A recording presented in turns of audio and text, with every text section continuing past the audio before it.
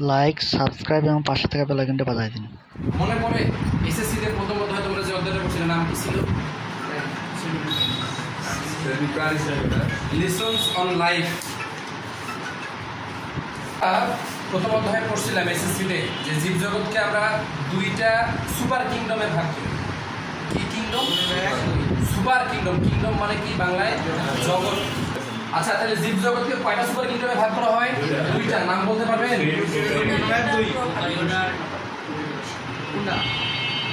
Prokaryota, দুই নম্বরটা কি ছিল? ইউক্যারিওটা। প্রশ্ন হতে পারে যে শৈবাল ছত্রাক করতে গেলে আমার এগুলা কেন লাগবে? এগুলা লাগবে। এই বেসিকটা ক্লিয়ার থাকলে আমাদের শৈবাল ছত্রাক বুঝতে সুবিধা হবে। এই বেসিকটা ক্লিয়ার না থাকলে শৈবাল ছত্রাক বুঝতে ঝামেলা হবে। যাই হোক, তাহলে জীবজগৎকে আমরা দুইটা সুপার কিংডমে ভাগ করি, প্রোক্যারিওটা এবং ইউক্যারিওটা। এই প্রোক্যারিওটা এবং ইউক্যারিওটা নামটা কোথা থেকে আসছে? প্রো মানে আদি, ক্যারিওটা কথাটা আসছে ক্যারিয়ন থেকে। ক্যারিয়ন মানে হচ্ছে নিউক্লিয়াস। তাহলে প্রো মানে হচ্ছে আদি, ক্যারিওটা আসছে ক্যারিয়ন থেকে, ক্যারিয়ন মানে নিউক্লিয়াস। তাহলে প্রোক্যারিওটা মানে হচ্ছে আদি নিউক্লিয়াস। আর ইউ মানে প্রকৃত, ক্যারিওটা মানে নিউক্লিয়াস। তাহলে ইউক্যারিওটা মানে প্রকৃত নিউক্লিয়াস। তাহলে আমরা যখন আমাদের প্রথম অধ্যায় পড়ি তখন দেখলাম যে নিউক্লিয়াস কেমন, নিউক্লিয়াসের গঠনের উপর ভিত্তি করে কোষ কয় প্রকার ভাইয়া? নিউক্লিয়াসের গঠনের উপর ভিত্তি করে কোষ কয় প্রকার? রেসপন্স করতে হবে। কয় প্রকার? দুই প্রকার। কি কি? আদি কোষ, প্রকৃত কোষ। আদি কোষের ইংরেজি কি বলেন? আদি কোষের ইংরেজি হচ্ছে প্রোক্যারিওটিক কোষ বা প্রোক্যারিওটিক সেল। আর প্রকৃত কোষ হচ্ছে ইউক্যারিওটিক সেল। ওইখান থেকে প্রোক্যারিওটা আর ইউক্যারিওটা আসছে। তাহলে প্রোক্যারিওটা এই সুপার কিংডমের মধ্যে যতগুলো জীব আছে এরা সবাই আদিকোষী। এরা সবাই কি ধরনের হবে? আদিকোষী। আদিকোষী হবে। তাহলে এরা কিরকম হবে?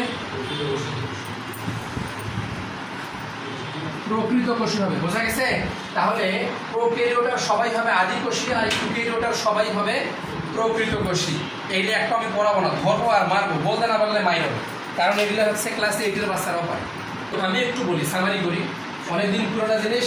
আদিকোষের বৈশিষ্ট্য তোমাদের এই হাসান সাহেবের বই 13টা পাঠ্যক্রম দেওয়া আছে আদিকোষ আর প্রকৃত কোষের, 13টা। আর তোরা 3-4টা বলতে পারতেছিস না, কয়েকদিন আগে করে আসছিস। যাই হোক, আদিকোষের বৈশিষ্ট্যগুলো হচ্ছে এখানে সুগঠিত নিউক্লিয়াস থাকবে না, প্রথম কথা। কোষের সাইটোপ্লাজমে কোনো সাইটোপ্লাজমে অঙ্গাণু থাকবে না, শুধু কি থাকবে? 70S রাইবোজোম, শুধু রাইবোজোম থাকবে। তাও কিরকম? 70S। এরা মাইটোসিস এবং মিয়োসিস প্রক্রিয়া কোষ বিভাজন করতে পারবে না। এরা কোষ বিভাজন করবে দ্বিবিভাজন এবং অ্যামাইটোসিস প্রক্রিয়া। দ্বিবিভাজন এবং অ্যামাইটোসিস প্রক্রিয়া। এদের অপেরণ থাকবে, এদের প্লাজমিড থাকবে, ঠিক আছে? এরা হচ্ছে নিজের খাদ্য কেউ কেউ নিজে তৈরি করবে আর কেউ কেউ হচ্ছে বাইরে থেকে শোষণ করবে। এটাই হচ্ছে আদিকোষের বৈশিষ্ট্য। তাহলে এই প্রোক্যারিওটে যতগুলো জীব আছে এদের সবার বৈশিষ্ট্য সেম, কিছু কমন বৈশিষ্ট্য সবার। মানে এখানে যদি এখন 10,000 গ্রুপ আমি লিখি, এই 10,000-এর কিছু কমন বৈশিষ্ট্য হচ্ছে এরা এককোষী হবে, এদের নিউক্লিয়াস সুগঠিত হবে না, এদের কোষে কোনো সাইটোপ্লাজমিক অঙ্গাণু থাকবে না, এদের শুধু রাইবোজোম থাকবে, যেটা 70S রাইবোজোম। এত তাড়াতাড়ি আসছেন? শুধু 70S রাইবোজোম থাকবে, অন্য কোনো সাইটোপ্লাজমিক অঙ্গাণু থাকবে না। এরা মাইটোসিস এবং মিয়োসিস প্রক্রিয়া কোষ বিভাজন করতে পারবে না। এগুলো হচ্ছে কমন বৈশিষ্ট্য কাদের? প্রোক্যারিওট। এটা হচ্ছে একটা সুপার কিংডম। এই প্রোক্যারিওটার কিংডম কয়টা বলতে পারবে? এটার রাজ্য একটা, নাম কি? Very good. এটার রাজ্য একটা, নাম হচ্ছে মনেরা। কিন্তু ইউক্যারিওটা, এগুলোর যে বৈশিষ্ট্যগুলো বললাম তার ঠিক উল্টা বৈশিষ্ট্য এদের। এদের কোষে সুগঠিত নিউক্লিয়াস থাকবে, সাইটোপ্লাজমের সমস্ত সাইটোপ্লাজমিক অঙ্গাণু থাকবে, এদের 80S রাইবোজোম থাকবে, এরা এককোষীয় হতে পারে, বহুকোষীয় হতে পারে, এরা সালোকসংশ্লেষণ প্রক্রিয়াকে খাদ্য গ্রহণ করে, কেউ আবার খাদ্য অন্যজনের বডি থেকে শোষণ করে, কেউ আবার মৃত ব্যক্তির থেকে খাদ্য শোষণ করে, কেউ আবার বাইরে থেকে খাদ্য ভক্ষণ করে, মানে বহুত। এদের মাইটোসিস কোষ বিভাজন হয়, মিয়োসিস কোষ বিভাজন হয়, এদের অপেরণ থাকে না, এদের প্লাজমিড থাকে না, মানে এদের যেগুলো আছে তার ঠিক অপোজিটগুলো হচ্ছে এদের, ঠিক আছে? আচ্ছা, এদের কিংডম ছিল কয়টা? 4টা। Very good. বলেন কি কি? প্রোটিস্টা, ফানজাই, আরটা কি? অ্যানিমেলিয়া ছিল। এদের মধ্যে আমাদের আজকের আলোচ্য বিষয় হচ্ছে এই যে এই প্রোটিস্টাটা নিয়ে। তাহলে আমাদের আজকের অধ্যায়ের নাম কি বলেন দেখি? শৈবাল এবং ছত্রাক। এবার আমাকে বলেন, শৈবাল এবং ছত্রাক কোন সুপার কিংডমের অন্তর্ভুক্ত? ইউক্যারিওটা। কোন কিংডমের অন্তর্ভুক্ত? প্রোটিস্টা। এইটা নিয়ে আমরা আলোচনা করে ফেলছি। কবে করলাম আবার? ব্যাকটেরিয়া। আমরা যে অণুজীব পড়ছিলাম না, অণুজীব হচ্ছে মনেরা রাজ্যের অন্তর্ভুক্ত। এই জন্য অণুজীব পড়ার সময় সবসময় আমরা একটা কথা বলতাম যে 7 years রাইবোজোম, সুগঠিত নিউক্লিয়াস নাই, হাবি জাবি এই কথাগুলো আমরা ব্যাকটেরিয়াতে বলতাম না। হ্যাঁ,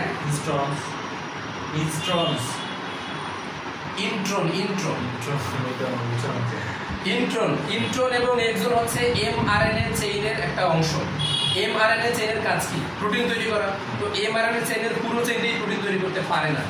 mRNA চেইনের যেই অংশ প্রোটিন তৈরি করতে পারে সেই অংশকে বলা হয় এক্সন, আর mRNA চেইনের যে অংশ প্রোটিন তৈরি করতে পারে না তাকে বলে ইন্ট্রন। অর্থাৎ mRNA চেইনের নিষ্ক্রিয় অঞ্চলটাকে ইন্ট্রন বলে আর সক্রিয় অঞ্চলটাকে এক্সন বলে। ঠিক আছে, এই ইন্ট্রন এদের থাকে, ওদের নাই। যাই হোক, আমরা যেখানে ছিলাম সেটা হচ্ছে যে আমরা মনেরা রাজ্য সম্পর্কে পড়ে ফেলছি আগেই। মনেরা রাজ্যের অধিবাসী ছিল ব্যাকটেরিয়ারা, যেটাকে এর আগের অধ্যায়ে আলোচনা করেছি। আর আজকে আমরা আলোচনা করবো যে ইউক্যারিওটা সুপার কিংডমের প্রোটিস্টা কিংডমের অন্তর্ভুক্ত কাদেরকে?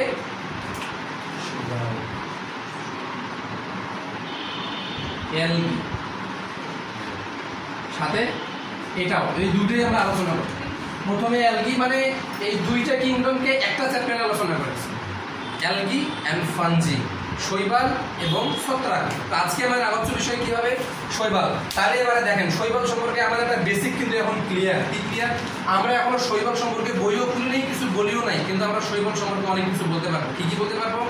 যে শৈবাল যেহেতু ইউক্যারিওটা রাজ্যের, সুতরাং এরা প্রকৃত কোষী, এদের সুগঠিত নিউক্লিয়াস আছে, এদের মাইটোসিস কোষ বিভাজন হয়, অ্যামাইটোসিস হয়, অ্যামাইটোসিস হয় না, মাইটোসিস হয়, মিওসিস হয়, এদের দ্বিবিভাজন হয় না, এদের কমন এই জিনিসগুলো আমরা এরা সালোকসংশ্লেষণ প্রক্রিয়া বংশবৃদ্ধি করতে পারে, এরা এককোষী হইতে পারে, এরা বহুকোষী হইতে পারে, তাই না? এরা পরজীবী না, সকল শৈবাল পরজীবী। মোস্ট অফ ম্যাক্সিমাম শৈবাল সালোকসংশ্লেষণ প্রক্রিয়ায় খাদ্য তৈরি করে। যাই হোক, আমরা আসবো বিস্তারিত। তাহলে আমরা শৈবাল সম্পর্কে আমাদের বেসিক যেটা কনসেপ্ট এখন তৈরি হয়েছে সেটা হচ্ছে যে এরা প্রকৃত কোষী। প্রকৃত কোষী মানে এদের সুগঠিত নিউক্লিয়াস আছে, কোষের সমস্ত সাইটোপ্লাজমে অঙ্গাণু আছে। সাইটোপ্লাজমে অঙ্গাণুর মধ্যে এক হচ্ছে প্লাস্টিক। যেহেতু প্লাস্টিক শৈবালের থাকে, সুতরাং শৈবাল কি করতে পারবে? সালোকসংশ্লেষণ প্রক্রিয়ায় খাদ্য তৈরি করতে পারবে। ক্লিয়ার? আচ্ছা, এই হচ্ছে কমন। এবারে আমরা বলতে পারি। আচ্ছা, আরো একটা কথা দেখো, এই প্রোটিস্টা, হ্যাঁ, প্রোটিস্টা রাজ্যের যে শৈবালগুলো আছে, এই শৈবালগুলোর বৈশিষ্ট্য কার সাথে মেলে জানেন? উদ্ভিদদের সাথে মেলে। কাদের সাথে মেলে? তাহলে শৈবালের কিছু কিছু বৈশিষ্ট্য কিসের মতো? উদ্ভিদের মতো। কি বৈশিষ্ট্য উদ্ভিদের মতো? ওই যে বললাম, কিছু কিছু শৈবাল আছে, এদের প্লাস্টিক থাকে, এরা সালোকসংশ্লেষণ প্রক্রিয়ায় খাদ্য তৈরি করে। অথচ আমাদের এই 4টা জগতের মধ্যে একটা জগতই আছে যারা নিজের খাদ্য নিজে তৈরি করতে পারে, সালোকসংশ্লেষণ প্রক্রিয়া থেকে উদ্ভিদ। তার মানে এদের সাথে শৈবালের কিছুটা মিল আছে না? আছে। যাই হোক, এই উদ্ভিদ জগৎকে মূলত আমরা দুইটা সাব কিংডমে ভাগ করি বা উপজগতে ভাগ করি। কিংডম মানে তো জগৎ, তাই না? তাহলে প্ল্যান্টই হচ্ছে একটা জগৎ বা কিংডমের নাম। এইটার সাব কিংডম কয়টা? দুইটা। কি কি? একটাকে বলা হয়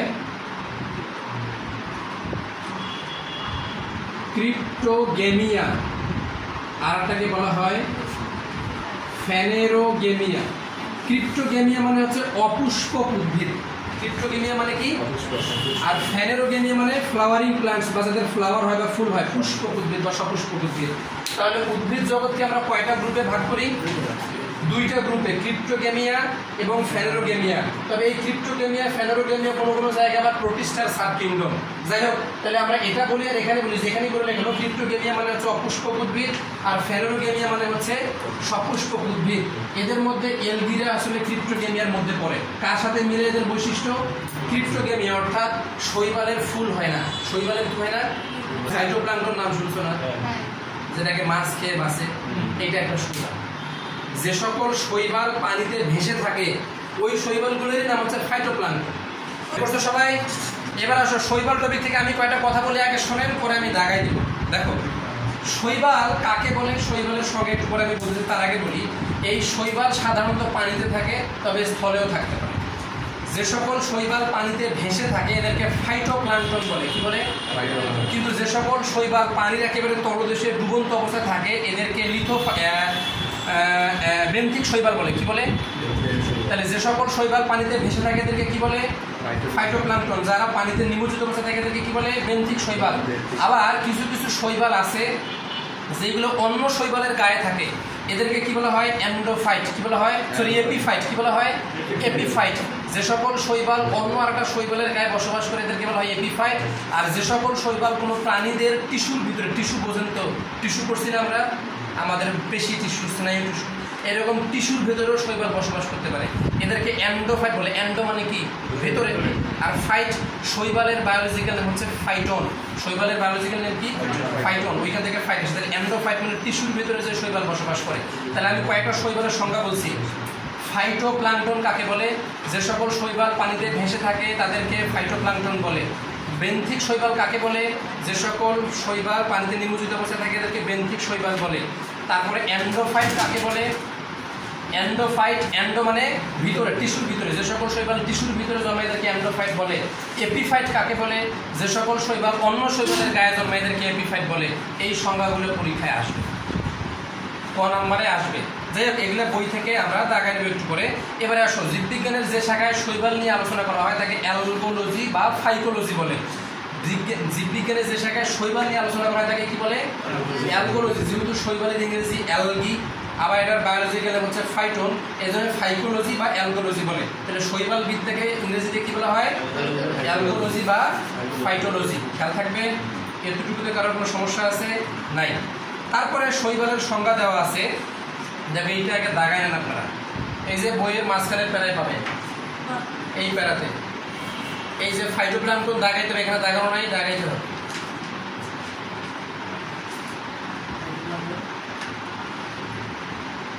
ফাইটোপ্লাঙ্কটন কাকে বলে? বেন্থিক শৈবাল কাকে বলে? লিথোফাইট। ও পাথরের গায়ে যে শৈবাল জন্মে তাকে লিথোফাইট বলে। যেমন লিথো শব্দের অর্থ হচ্ছে পাথর, লিথো শব্দের অর্থ কি?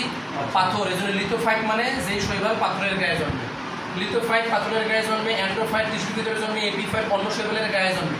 আর অ্যালগোলজি বা ফাইকোলজি হচ্ছে শৈবাল বিদ্যা, বাস। তারপরে দেখো শৈবালের জীবজগতে অবস্থান দেওয়া আছে। বেন্থাম এবং হুকারের শ্রেণীবিন্যাস ছিল। বেন্থাম হুকারের শ্রেণীবিন্যাসকে বলা হয় 5 কিংডম শ্রেণীবিন্যাস। এই যে এইটা কয়টা কিংডম? এখানে মোট 5টা না? মনেরা, প্রোটিস্টা, ফানজাই, প্ল্যান্টি, অ্যানিমেলিয়া। এই শ্রেণীবিন্যাস যেই বিজ্ঞানী দিয়েছে তার নাম ছিল বেন্থাম এবং হুকার। বেন্থাম এবং হুকারের মধ্যে জীবজগৎ 5টা হচ্ছে কিংডমে বিভক্ত। এদের মধ্যে প্রোটিস্টার মধ্যে ছিল কে? আমরা যেখানে ছিলাম বেন্থাম এবং হুকারের মতে হচ্ছে এটা কোন বিভাগের অন্তর্ভুক্ত, কোন কিংডমের অন্তর্ভুক্ত বলেন দেখি? শৈবাল, প্রোটিস্টা। কোন বিভাগে?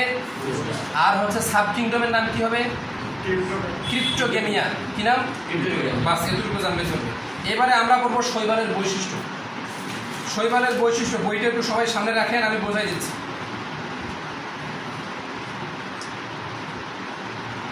আচ্ছা, শৈবালের বৈশিষ্ট্যতে আমরা দেখতে পারবো, দেখো প্রথমেই বলছে যে শৈবাল স্বভোজী অপুষ্পক উদ্ভিদ। স্বভোজী মানে যারা সালোক সংশ্লেষণ প্রক্রিয়া নিজের খাদ্য নিজে তৈরি করতে পারে এদেরকে বলা হয় স্বভোজী। এবং এরা অপুষ্পক উদ্ভিদ মানে এরা ক্রিপ্টোগেমিয়া সাব কিংডমের অন্তর্ভুক্ত। 2 নম্বর, এরা সুকেন্দ্রিক, এককোষী বা বহুকোষী হতে পারে, তাই না? এটা বোঝার কিছু নাই, কারণ আমরা অলরেডি এটার বেসিকটা জানি। সমস্যা হলো 2 নম্বর পয়েন্টের শেষে বলছে সমাঙ্গদেহী। এইটা মানে কি? দেখো, যে সকল উদ্ভিদের 3টা বিভাগের নাম বলি আমি, আর এটা তো কিংডম না। এই কিংডমের মধ্যে ডিভিশন আছে 3টা। এই কিংডমের মধ্যে ডিভিশন কয়টা? 3টা। কি কি?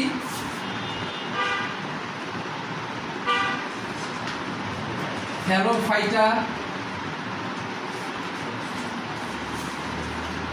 Bryophyta, pteridophyta. নামগুলো কিছু চেনা লাগে। আমরা পড়তেছি কোন অধ্যায়? 5 অধ্যায়। এই 5 অধ্যায়ের নামটা আসলে হওয়া উচিত ছিল থ্যালোফাইটা। কি হওয়া উচিত ছিল? বাট নামটা থ্যালোফাইটা না দিয়ে এরা বলছে শৈবাল ছত্রাক। থ্যালোফাইটা আসলে চ্যাপ্টারের অরিজিনাল নাম। শৈবাল ছত্রাক হচ্ছে এটার উদাহরণ। ব্রায়োফাইটা, টেরিডোফাইটা নামে তোমাদের আলাদা একটা অধ্যায় আছে, অধ্যায় 6। তার মানে এই যে কিংডম প্রোটিস্টা, এটার বিভাগ পাবো আমরা 3টা: থ্যালোফাইটা, ব্রায়োফাইটা, টেরিডোফাইটা। থ্যালোফাইটা মানে হচ্ছে শৈবালরা হচ্ছে থ্যালোফাইটা। ব্রায়োফাইটা, টেরিডোফাইটা নিয়ে আলাদা অধ্যায় আছে, 6 অধ্যায়। এটা আমরা পড়বো আজকে। 6 অধ্যায় না পড়ার এটা একটা কারণ তুমি এইটা না পড়ে এখানে কিভাবে যাবে? কারণ এটার সাথে এখানকার থেকে যারা উন্নত তারা ব্রায়োফাইটা, ব্রায়োফাইটার থেকে যারা উন্নত তারা হচ্ছে টেরিডোফাইটা। তার মানে এদের একজনের সাথে আরেকজনের লিঙ্ক আপ আছে, তাই না? যাই হোক, আজকে আমরা পড়তে হচ্ছে থ্যালোফাইটা পড়বো। এই থ্যালোফাইটা মানে হচ্ছে শৈবাল। এখন বলা হচ্ছে থ্যালোফাইটা কাদেরকে বলে বা কোন উদ্ভিদকে আমরা থ্যালোফাইটা বিভাগের অন্তর্ভুক্ত করবো। দেখো, যে সকল উদ্ভিদের দেহ মূল, কাণ্ড এবং পাতায় বিভক্ত নয়, মানে কোনটা শেকড় আর কোনটা কাণ্ড কোনটা পাতা এটা বোঝা যায় না, ছোট্ট এতটাই ছোট যেটার মূল, কাণ্ড এবং পাতা আলাদা করা যায় না, সেই উদ্ভিদগুলোকে বলা হয় থ্যালোফাইটা। বোঝা গেছে? তাহলে আজকে আমরা শৈবাল নিয়ে আলোচনা করতেছি। তাহলে শৈবাল এতটাই ছোট যে এটার কোথায় মূল, কোথায় কাণ্ড, কোথায় পাতা এটা বোঝা যাবে না। তুমি ওই যে যেটার কথা বললাম নীলি, দেখছেন কোনোদিন নীলির কোথায় শিকড়, কোথায় কাণ্ড, কোথায় পাতা বোঝা যায়? যায় না। কারণ কেন বোঝা যায় না? কারণ সে থ্যালোফাইটা। থ্যালোফাইটা মানে এটারই বাংলা হচ্ছে সমাঙ্গদেহী। থ্যালোফাইটার বাংলা কি? সমাঙ্গদেহী, অর্থাৎ এদের দেহ মূল, কাণ্ড এবং পাতায় বিভক্ত করা যাবে না। তাহলে 2 নম্বর পয়েন্টে বলছে এরা সুকেন্দ্রিক, এককোষী বা বহুকোষী হতে পারে এবং এরা সমাঙ্গদেহী, মানে কি এদের কখনো সত্যিকারের মূল, কাণ্ড এবং পাতা তৈরি হবে না এবং এদের দেহ দেখেও বোঝা যাবে না যে কোনটা মূল, কোনটা কাণ্ড, কোনটা পাতা। এটাকে বলা হয় সমাঙ্গদেহী বা থ্যালোয়েড। এটা পরীক্ষায় আসবে যে সমাঙ্গদেহী উদ্ভিদ বলতে কি বোঝায়। তাহলে যে সকল উদ্ভিদের দেহ মূল, কাণ্ড এবং পাতায় বিভক্ত নয় তাদেরকে সমাঙ্গদেহী উদ্ভিদ বলা হয়। 3 নম্বরে আসলে এদের ভাস্কুলার টিস্যু নেই। দেখো, ভাস্কুলার টিস্যু কিন্তু একটা উন্নত বৈশিষ্ট্য। কি ধরনের বৈশিষ্ট্য? উন্নত বৈশিষ্ট্য হইতে গেলে আসতে হবে প্লেনটি পর্যন্ত। সে এখনো আছে কোথায়? এদের ভাস্কুলার টিস্যু নাই, কারণ এটা অনুন্নত। এই আমি যেই পয়েন্টগুলো বলবো শুধু এগুলো পড়বো, বাকিগুলো পড়ার দরকার নাই। আচ্ছা, আমি ধরে ধরে বলতেছি তাহলে তোমাদের। যাই হোক, আমরা যেখানে ছিলাম আমরা এটার বৈশিষ্ট্যগুলো বলতেছিলাম। বৈশিষ্ট্যগুলো কি দেখো, এরা সকল পুষ্পক পয়েন্ট তুই বইয়ে দেখ, এখান থেকে জাস্ট জায়গাগুলো দেখ, তাইলে বুঝতে জায়গায় সুবিধা হবে এই জন্য। আচ্ছা, এরা হচ্ছে সুকেন্দ্রিক, এককোষী, বহুকোষী, এরা সমাঙ্গদেহী। আচ্ছা, এদের ভাস্কুলার টিস্যু থাকে না, এদের স্পোরাঞ্জিয়া সর্বদা এককোষী হয়। স্পোরাঞ্জিয়া কি রকম হবে? এক বই দেখো সবাই, স্পোরাঞ্জিয়া কি রকম হবে? এককোষী।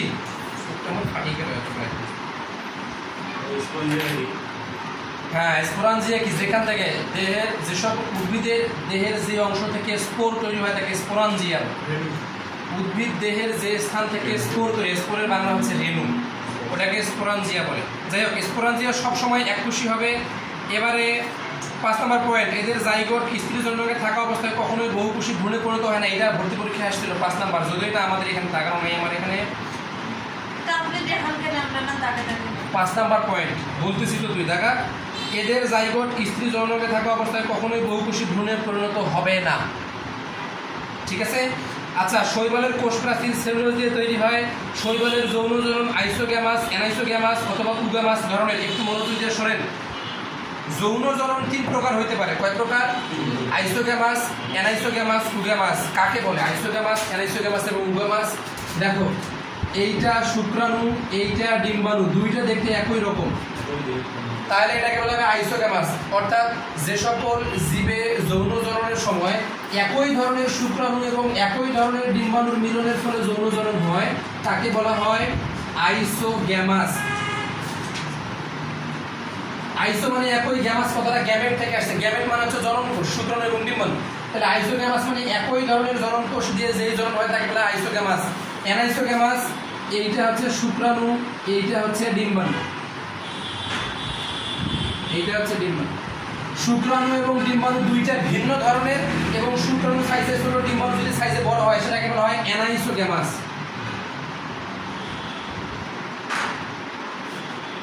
বোঝা গেছে? মনোযোগ দিয়ে শোনেন, এই সংজ্ঞাগুলো পরীক্ষায় আসবে। আইসোগ্যামাস কাকে বলে? জীবে, যে সকল জীবে যৌন জননের সময় একই ধরনের শুক্রাণু এবং একই ধরনের ডিম্বাণুর মিলনের ফলে যৌন জনন ঘটে তাকে আইসোগ্যামাস বলা হয়। এন মানে কি ভিন্ন দেখলে? হ্যাঁ, এন মানে ভিন্ন। এখানে এন না, এই কথাটা আসছে ভিন্ন বোঝানোর জন্য, অ্যাবসেন্ট, বুঝলেন আমরা? যাই হোক, এইবারে আসেন আইসোগ্যামাস, অ্যানাইসোগ্যামাস, উগামাস।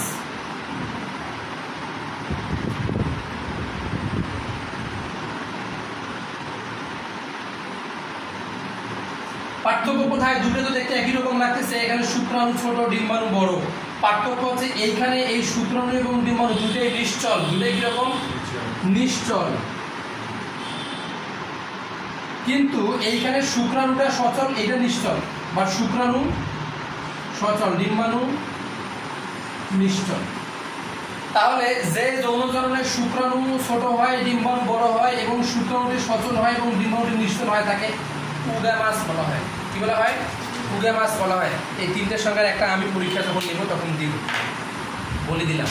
প্রশ্ন ফাঁস। ঠিক আছে, তাহলে আইসোগ্যামাস কাকে বলে, অ্যানাইসোগ্যামাস কাকে বলে, উগ্যামাস কাকে বলে? যে যৌন জনের শুক্রাণু এবং ডিম্বাণু দুটোই একই রকম তাকে আইসোগ্যামাস বলে।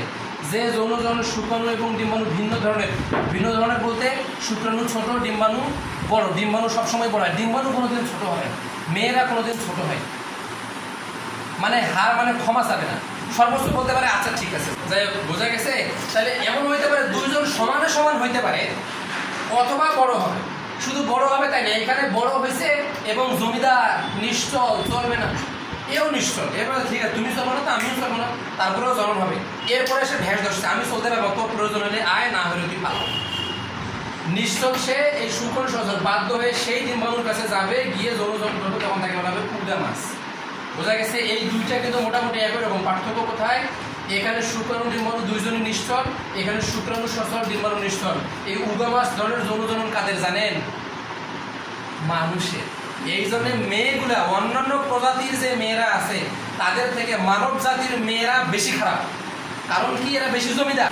যাই হোক, আমরা যেখানে ছিলাম, তাহলে আমরা একটু বৈশিষ্ট্যগুলো পড়তেছিলাম। 5 নম্বর বৈশিষ্ট্যটা ইম্পর্টেন্ট।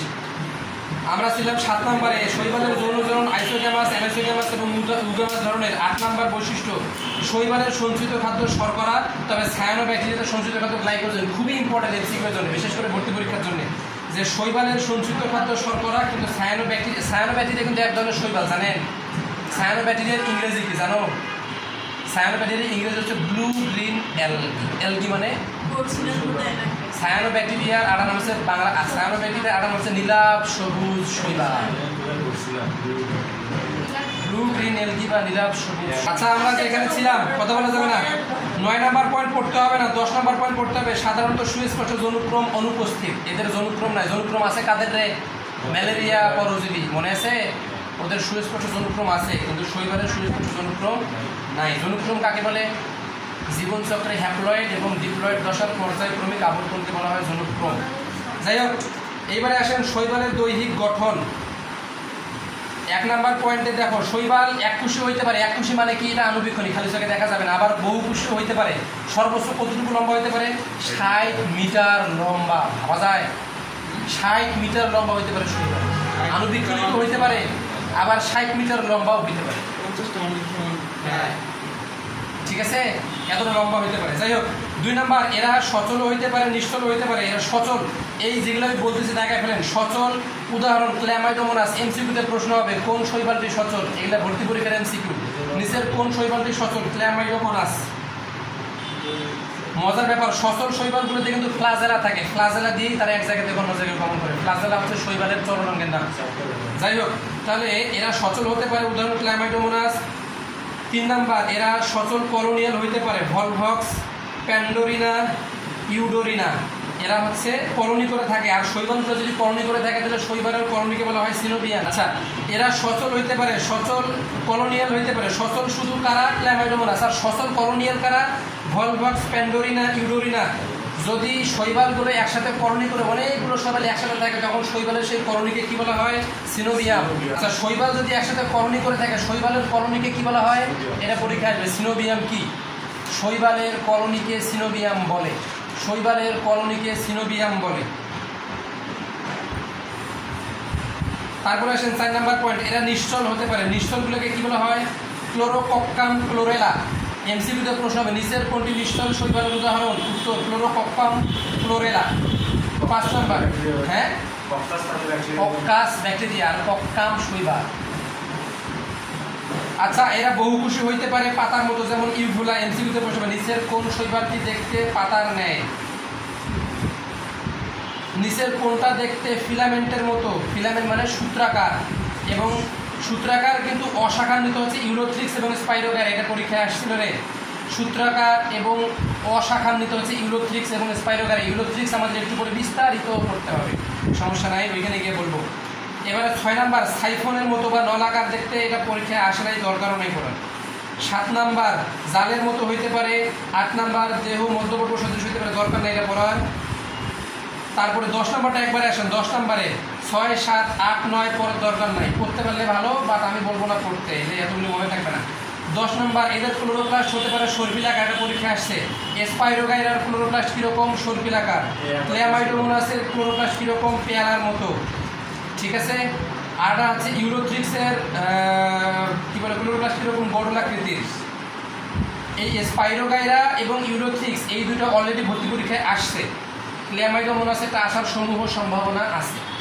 ইউরোথ্রিক্সের ক্লোরোপ্লাস্ট দেখতে কীরকম এবং স্পাইরোগাইরার কীরকম এটা অলরেডি পরীক্ষায় আসছে। ইউরোথ্রিক্সেরটা আসলে মেডিকেলে আর স্পাইরোগাইরা ভার্সিটিতে আসছে।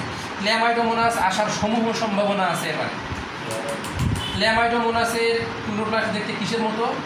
পেয়ালার মতো। যাই হোক, এবার আসেন শৈবালের কোষীয় গঠন। এইটা পড়ার দরকার আছে। শৈবালের কোষীয় গঠন মানে শৈবালের কোষ কেমন? আমরা যেখানে ছিলাম শৈবালের কোষীয় গঠন পড়ার দরকার নাই, কারণ শৈবালের কোষ প্রকৃত কোষ, ওটা প্রোক্যারিও ইউক্যারিওটের মধ্যে পড়ে। সুতরাং ওর কোষের গঠন প্রকৃত কোষের বৈশিষ্ট্যগুলো লিখে দেবেন, হয়ে যাবে, শেষ। তারপরে আসেন এখান থেকে জাস্ট একটা জিনিস জানতে হবে, যেটা আমি তোমাদের চ্যাপ্টার 1-এই পড়াইছি। যে সকল কোষে একাধিক নিউক্লিয়াস থাকে সেই কোষগুলোকে বলা হয় সিনোসাইট বলা হয়। তাহলে শৈবাল তো একটা উদ্ভিদ না, তাহলে শৈবালের যদি কোনো শৈবালের একটা কোষে একটার বেশি নিউক্লিয়াস থাকে তাহলে সেই শৈবালকে কি বলা হবে? সিনোসাইট বলা হবে। সিম্পল এই কথাটা এখানে বলা জাস্ট বললাম। এই সিনোসাইটের উদাহরণ হচ্ছে ভচেরিয়া এবং বট্রিডিয়াম। ভচেরিয়া এবং বট্রিডিয়াম দাগায় ফেলেন। শৈবালের কোষীয় গঠন টপিকের সবার শেষের লাইন। সিনোসাইট কাকে বলে? ভচেরিয়া এবং বট্রিডিয়াম হচ্ছে সিনোসাইটের উদাহরণ। এবার আসো, ডায়াটম কিন্তু এক ধরনের শৈবাল। ডায়াটম এক ধরনের শৈবাল। একটা সম্পূর্ণ ডায়াটমের কোষ দেহকে ফ্রুস্টিউল বলে। একটা পরীক্ষায় আসছিল ক নম্বরে। ফ্রুস্টিউল কাকে বলে? যে ডায়াটমের সম্পূর্ণ দেহটাকেই বলা হয় ফ্রুস্টিউল। এটি পূর্ণাঙ্গ ডায়াটমের সিলিকাময় কোষপ্রাচীরকে বলা হয় ফ্রুস্টিউল। এটা পরীক্ষায় আসছিল রে ক নম্বরে। তারপরে শৈবালের এখানে 5টা শ্রেণী দেওয়া আছে। কয়টা শ্রেণী? 5টা শ্রেণী দেওয়া আছে। এখানে স্টার চিহ্ন দিয়ে রাখেন। শ্রেণী এবং সঞ্চিত খাদ্য, এই 2টা পয়েন্ট করতে হবে। শ্রেণী এবং সঞ্চিত খাদ্য পিগমেন্ট না পড়লে সমস্যা নাই। 100% এখান থেকে একটা প্রশ্ন পাবেন। হ্যাঁ, এতটা ইম্পর্টেন্ট এটা, ইনশাআল্লাহ কোনো না কোনো জায়গায় আসবে। হয় এসএসসি পরীক্ষায়, আরে না রে এমসিকিউ, ভর্তি পরীক্ষায়।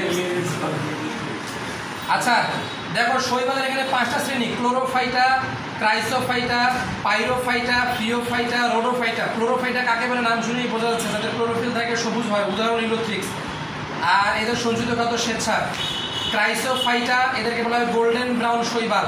নাম কি নামে ডাকে এটা অবশ্যই জানতে হবে, কিন্তু ক্রাইসোফাইটাকে গোল্ডেন ব্রাউন শৈবাল বলে, উদাহরণ নেভিকুলা। এদের সঞ্চিত খাদ্য হচ্ছে ক্রাইসোলেমিনারিন। পাইরোফাইটা, পাইরো মানে হচ্ছে আগুন, পাইরো মানে কি? আগুন। পাইরোফাইটা মানে হচ্ছে অগ্নি শৈবাল।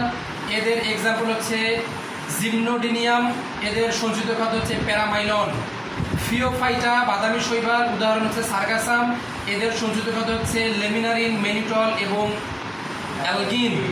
আর রোডোফাইটা লোহিত শৈবাল, এক্সাম্পল হচ্ছে পলিসাইফোনিয়া। এদের সঞ্চিত খাদ্য হচ্ছে ফ্লোরিডিয়ান স্টার্স, এগার এগার এবং এরাজিনান। লিথো মানে পাথর। লিথো শব্দের অর্থ কি? পাথর। ঠিক আছে। পিত্তথলিতে পাথর হয় না, ওটাকে মেডিকেলের ভাষায় কি বলে জানিস? কোলে লিথিয়াসিস। কোলে মানে পিত্তথলি, পিত্তথলির বায়োলজিক্যাল নাম হচ্ছে কোলে। আর লিথিয়াসিস, সিস মানে তৈরি হওয়ার প্রক্রিয়া। কোলে লিথিয়াসিস মানে পিত্তথলিতে পাথর তৈরি হওয়ার প্রক্রিয়া। এই জন্য শব্দ বুঝে পড়লে সব কিছু দিয়ে মজা পাবে এবং মনেও থাকবে। লিথো মানে পাথর, ফাইটা মানে শৈবাল, লিথোফাইট মানে তাহলে যেই শৈবাল পাথর হয়ে গেলে আমাদের বুঝছিস? আচ্ছা, আমরা যেখানে ছিলাম আমরা বলতেছিলাম হচ্ছে শৈবালের শ্রেণীগুলো। হ্যাঁ, এবার আমরা আসি। দেখো, এই পৃথিবীতে যেহেতু শৈবাল ফটোসিনথেসিস প্রক্রিয়ায় নিজের খাদ্য নিজে তৈরি করতে পারে, সালোকসংশ্লেষণ প্রক্রিয়া, তাই না? আমরা জানি আবার আমাদের এই পৃথিবীতে যতগুলো অক্সিজেন আছে এগুলো তো সালোকসংশ্লেষণ প্রক্রিয়াতেই তৈরি হয়েছে। মজার ব্যাপার, শুনলে আপনি টাস্কি খেয়ে যাবেন। 70% নাকি এই পৃথিবীতে টোটাল যতগুলো অক্সিজেন আছে তার 60% তৈরি করছে শৈবাল, আর বাকি 40% এতগুলো গাছ মিলে তৈরি করছে 40%।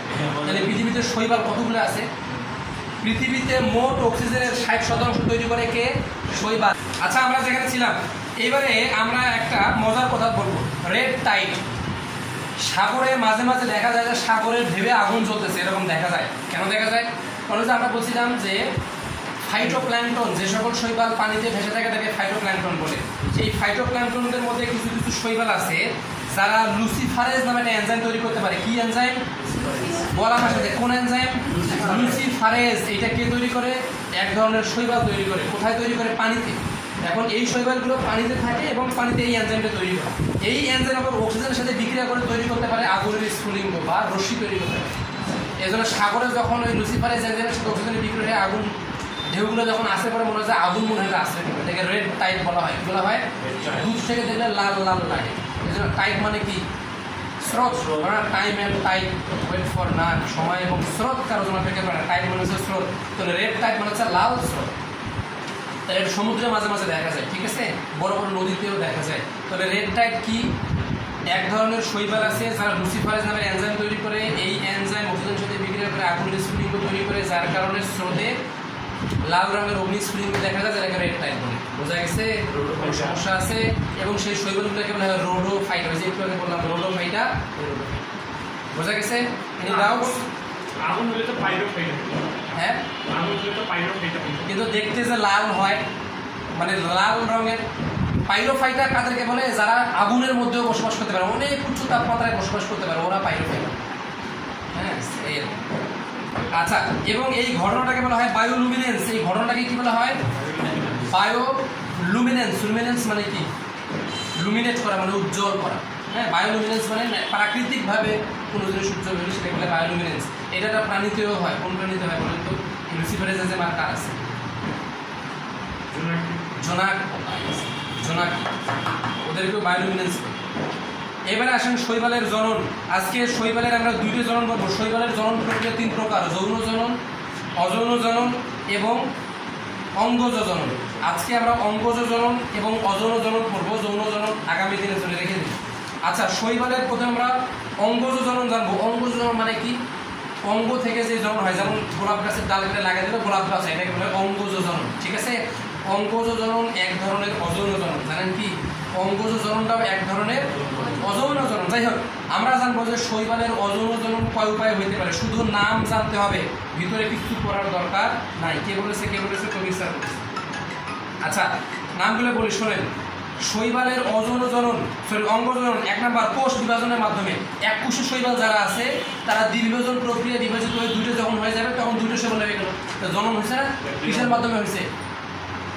কোষ বিভাজনের মাধ্যমে। তাহলে অঙ্গজ জননের 1 নম্বর উপায় হচ্ছে কোষ বিভাজনের সাহায্যে। এককোষী শৈবাল সমূহ বিভাজিত হয়ে যখন একটা কোষ থেকে 2টা কোষ হয়ে যায় তখন 2টা আলাদা আলাদা শৈবাল হয়ে যায়। এটাকে বলা হয় কোষ বিভাজনের সাহায্যে শৈবালের বংশবৃদ্ধি। ঠিক আছে, বা জনন। তারপরে আসেন 2 নম্বর হচ্ছে খণ্ডায়ন। খণ্ডায়ন করেছি বললাম, কিছু কিছু শৈবাল আছে 60 মিটার পর্যন্ত লম্বা হতে পারে। এদের কারো কারো আবার শাখা প্রশাখাও থাকে। এই শাখা প্রশাখাগুলোর আবার নাম আছে। যাই হোক, এই শাখাগুলো মাঝে মাঝে এই শাখাগুলো দেহ থেকে বিচ্ছিন্ন হয়ে যায় আঘাতের কারণে, বা তারা নিজেরাই বিচ্ছিন্ন করে দেয়। বিচ্ছিন্ন করে দিলে সেই শাখা থেকে নতুন একটা শৈবাল আত্মপ্রকাশ করে। এটাকে বলা হয় খণ্ডকায়নের মাধ্যমে বংশবৃদ্ধি। কোষ বিভাজনের মাধ্যমে বংশবৃদ্ধি করে উদাহরণ, এগুলো পরীক্ষায় আসে নাই, তবে তোমরা চাইলে করতে পারো। তবে খণ্ডকায়নটা পরীক্ষায় আসে। নস্ট্রক, ওসিলেটোরিয়া, এরা খণ্ডকায়নের মাধ্যমে বংশবৃদ্ধি করে। আচ্ছা, যাই হোক, তাহলে খণ্ডকায়ন করে বংশবৃদ্ধি করে কারা? নস্ট্রক এবং ওসিলেটোরিয়া। এটা পড়বেন টিউবার সিটির মাধ্যমে। টিউবার মানে কি? ধরো যে এইটা শৈবাল, শৈবালের দেহ থেকে এই পাশে একটা টিউমারের মতন গঠন তৈরি হয়েছে, আলাদা একটা, ওইটা বিচ্ছিন্ন হয়, সেখান থেকে যদি আলাদা শৈবাল জন্মগ্রহণ করে ওটাকে বলা হয় টিউবার সৃষ্টির মাধ্যমে বংশবৃদ্ধি। তারপরে আসে হচ্ছে কুড়ি সৃষ্টির মাধ্যমে। সেম, টিউবারটা হয় সাধারণত মূলে আর কুড়িটা হয় উপরের দিকে। মাটির নিচে যেটা হয় সেটাকে কি বলে? টিউবার। আর মাটির উপরে যেটা হয় সেটাকে কি বলে? কুড়ি। বুঝছেন? আচ্ছা, তারপরে আমরা কিছু হরমোগোনিয়া। হরমোগোনিয়া কি? আবার ওই যে একটু আগে একটা কথা বলছিলাম যে যে সকল শৈবালের দেহে শাখা প্রশাখা থাকে এই শাখাগুলোকে হরমোগোনিয়া বলে। শাখাগুলোকে কি বলে? সরি, শাখাগুলোকে ট্রাইকম বলে। শাখাগুলোকে কি বলে? এই ট্রাইকম। ট্রাইকম বিচ্ছিন্ন হয়ে যদি বংশবৃদ্ধি করে সেটাকে বলা হয় খণ্ডকায়নের মাধ্যমে বংশবৃদ্ধি। আর এই ট্রাইকমের ধরো যে কেমনি বোঝায়। আচ্ছা, আমাকে ধরো তো, আমি গোটাটা একটা শৈবাল, এটা একটা শাখা, এটা একটা শাখা, পা একটা শাখা, এই শাখাগুলোকে বলা হয় ট্রাইকম। কি বলা হয়? তাহলে হাত একটা আমার শাখা, তাই না? এই গোড়া হাতটা মিলে একটা শাখা।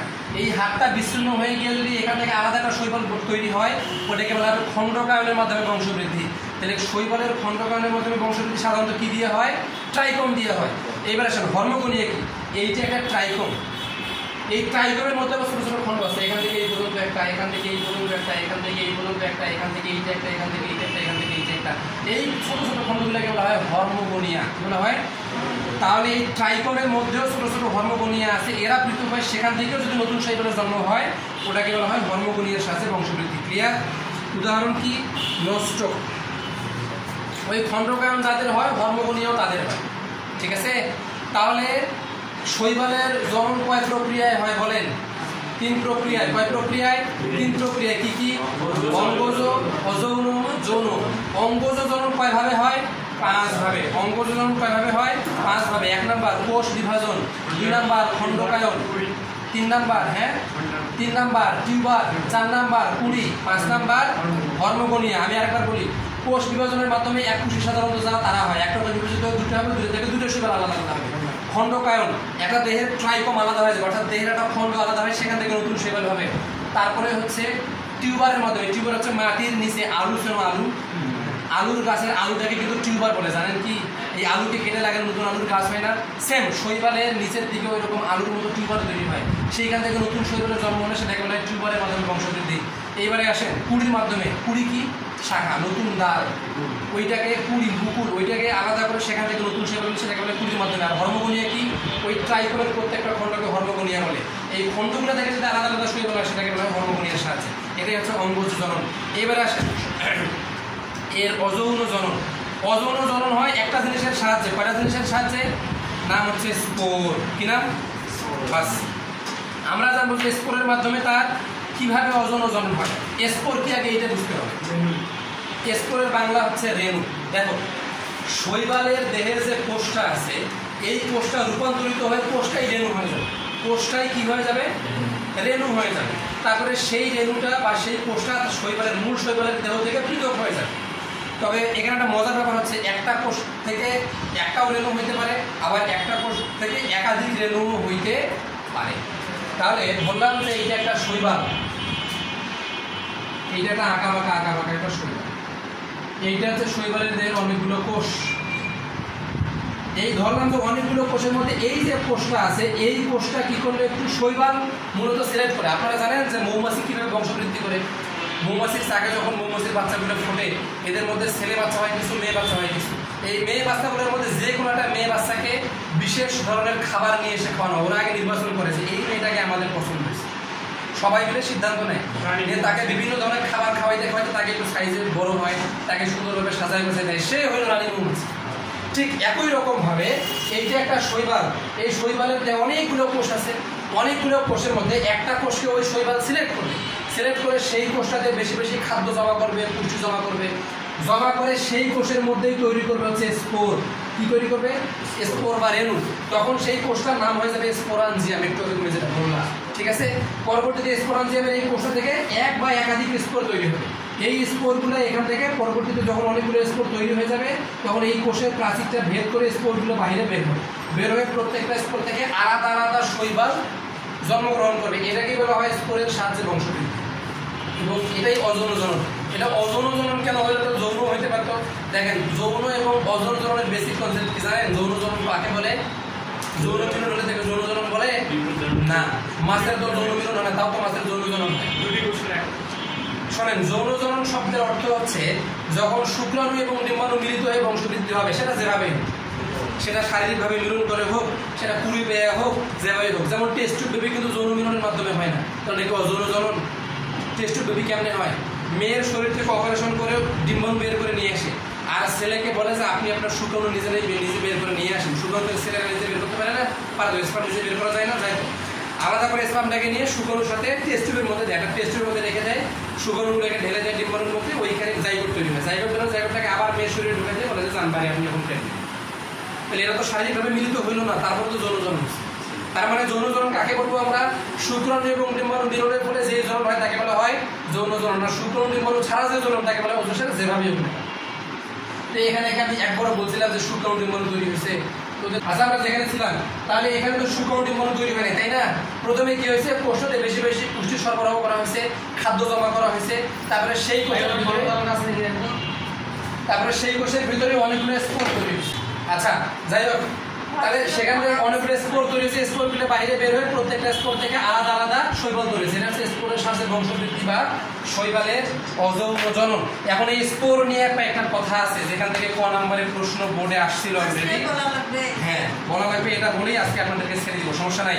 অযৌন জনন টপিকের মধ্যে দেখেন, অযৌন জনন টপিকের মধ্যে দেখো স্পোরের মধ্যে দেওয়া আছে যে বেশ কয়েকটা স্পোর দেখে নাম দেওয়া আছে। জুস্পোর। জুস্পোর কাকে বলে? যে সকল স্পোরে ফ্লাজেলা থাকে এবং ফ্লাজেলা থাকার কারণে তারা চলাচল করতে পারে, এদেরকে জুস্পোর বলা হয়। তাহলে ফ্লাজেলা বিশিষ্ট সচল স্পোরকে জুস্পোর বলে। পরীক্ষার প্রশ্ন হবে জুস্পোর কাকে বলে? ফ্লাজেলা বিশিষ্ট সচল স্পোরকে কি বলা হয়? জুস্পোর। এবারে আসেন, ফ্লাজেলা বিহীন নিশ্চল স্পোরকে কি বলা হয়? অ্যাপ্লানোস্পোর। তাহলে যে সকল স্পোরে ফ্লাজেলা আছে এবং চলাচল করতে পারে তাদেরকে জুস্পোর বলে। যে সকল স্পোরে ফ্লাজেলা নাই, বিধায় চলাচল করতে পারে, তাদেরকে অ্যাপ্লানোস্পোর বলে। এইবার আসেন হিপনোস্পোর। হিপনো মানে লুকায় থাকা, হিপনো মানে লুকিয়ে থাকা। যে সকল স্পোর বাইরে থেকে এখান থেকে বের হয়েছে, বের হওয়ার পর থেকে মুশকিল অবস্থা, একে খাওয়ার জন্য অনেকে রেডি হয়ে আছে, বা বের হওয়ার পর থেকে যে পরিবেশের অবস্থা এইখানে সে বংশবৃদ্ধি করতে পারবে না, তখন সেই স্পোরটা কি করে? সে তার চারপাশে শক্ত একটা খোলস তৈরি করে, খোলস তৈরি করে এক জায়গায় সুন্দর লুকায় থাকে। কতদিন পর্যন্ত লুকায় থাকবে? যতদিন পর্যন্ত অনুকূল পরিবেশ তৈরি হবে না, ততদিন পর্যন্ত সে সুপ্ত অবস্থায় থাকবে। ওই স্পোরকে বলা হয় হিপনোস্পোর। কি বলা হয়? তাহলে প্রতিকূল পরিবেশে স্পোর সমূহ যখন দীর্ঘদিন সুপ্ত অবস্থায় থাকে তখন তাকে বলা হয় হিপনোস্পোর। কি বলা হয়? হিপনোস্পোর। এবারে আসুন, অটোস্পোর কাকে বলে? যে সকল স্পোর দেখতে হুবহু মাতৃগুণ সম্পন্ন হয় তাদেরকে অটোস্পোর বলে। এটা পরীক্ষায় আগে কখনো আসেনি, আসার সম্ভাবনাও কম। তারপরে সে একাইনিটি কাকে বলে? একাইনিটি কাকে বলে রে? সেম ওই যে হিপনোস্পোরের মতোই অনেকটা। একাইনিটি হচ্ছে একটা স্পোর লুকায়িত অবস্থায় থাকবে বা সুপ্ত অবস্থায় থাকবে, আর একাইনিটি হচ্ছে পুরো শৈবালটাই যদি প্রতিকূল পরিবেশে ওইরকম স্পোরের মতো সুপ্ত অবস্থায় থাকে তখন তাকে একাইনিটি বলা হয়। বোঝা গেছে? তাহলে হিপনোস্পোর আর একাইনিটির মধ্যে পার্থক্য হচ্ছে হিপনোস্পোর একটা স্পোর, একাইনিটি হচ্ছে গোটা শৈবালটাই। বোঝা গেছে? লুকায়িত বা সুপ্ত অবস্থায় থাকবে।